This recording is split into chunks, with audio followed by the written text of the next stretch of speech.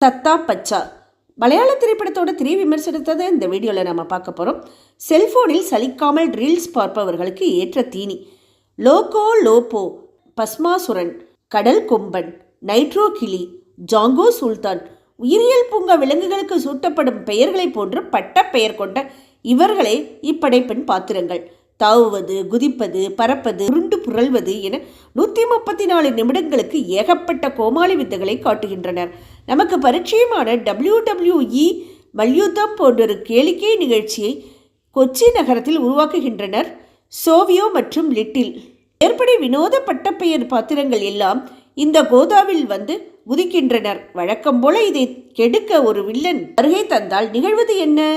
டிவியில் WWE பார்த்து அதுபோல் பள்ளி வகுப்பறையில் சண்டை போட்ட தலைமுறையினர் பொருத்தி பார்த்து கொள்ளும்படியான கதைக்களம்.